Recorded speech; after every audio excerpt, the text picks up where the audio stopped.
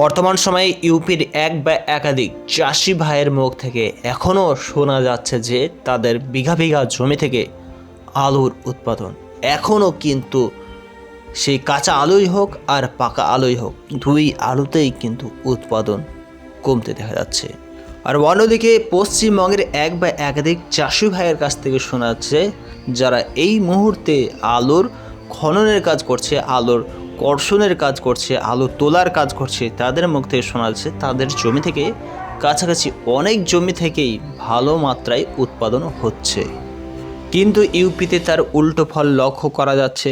ইউপির এই চাষি ভাই তিনি জানাচ্ছেন যে তিনি এই বছর কুফরিমোহন আলু চাষ করেছেন, আর যে আলুর উৎপাদন গত বছর কাছাকাছি 1 বিঘা থেকে 75 প্যাকেট করে হওয়াটা সম্ভবজনক হয়ে উঠেছিল, কিন্তু এই বছর তা ডাউন হতে হতে বিঘা প্রতি 55 প্যাকেটে এসে ঠেকেছে।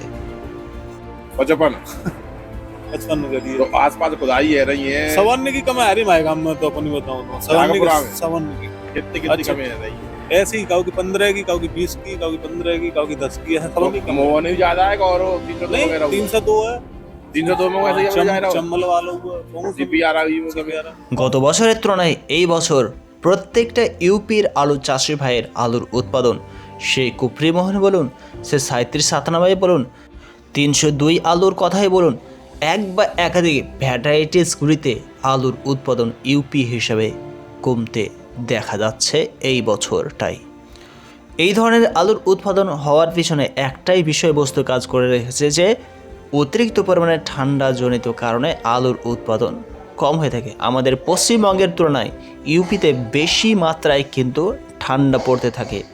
কাছাকাছি শীতকালীন সময়ে অতিরিক্ত মাত্রায় তাপমাত্রা কমতে কমতে 3 ডিগ্রি সেলসিয়াসও চলে আসে, কিন্তু আমাদের পশ্চিমবঙ্গে কাছাকাছি 12 ডিগ্রি, 13 ডিগ্রি, 15 ডিগ্রি এই ধরনের তাপমাত্রা থাকার কারণে আলুর উৎপাদন হয়তো এই বছরটায় একটু ভালো হওয়ার সম্ভাবনা রয়েছে পশ্চিমবঙ্গ হিসেবে। এখন যদিও আলুর উৎপাদন কম, আবার দামটাও কম, তবে এই যে দামের সুধার কখন পর্যন্ত হওয়ার সম্ভাবনা তিনি জানাচ্ছেন। সেই সূত্রে এই চাষি ভাই তিনি জানাচ্ছেন যে হোলির পরে পরেই কিন্তু আলুর দাম আস্তে আস্তে বাড়তে থাকবে। अब आगे बढ़न दो, समय होलिए तो निकलन दो, बाजारों भाव पे आप बन जाओ होली के बाद बनाएगा।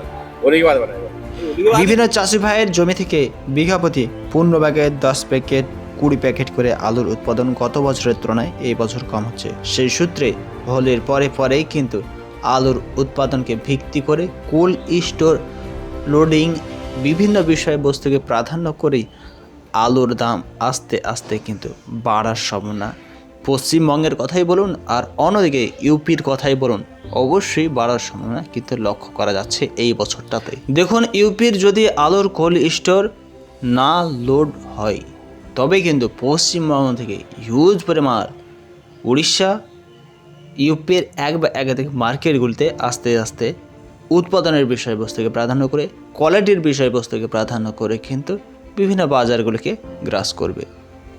আর সেই জন্যই গুণগত মানকে ভিত্তি করে শর্টেজের বিষয়বস্তুকে কেন্দ্র করে আলুর দাম আগামী দিনগুলিতে বেড়ে ওঠার সম্ভাবনা রয়েছে।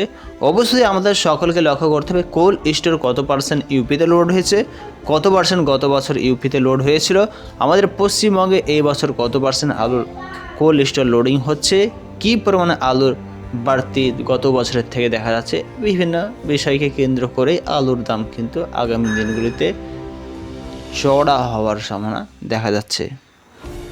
কারণ এই বছর যে রকম দাম রয়েছে সেই দামে যদি আলু বিক্রি করা যায় এখন, তবে চাষি ভাইদের লাভ কি খরচের পয়সাটুকু উঠে আসবে না।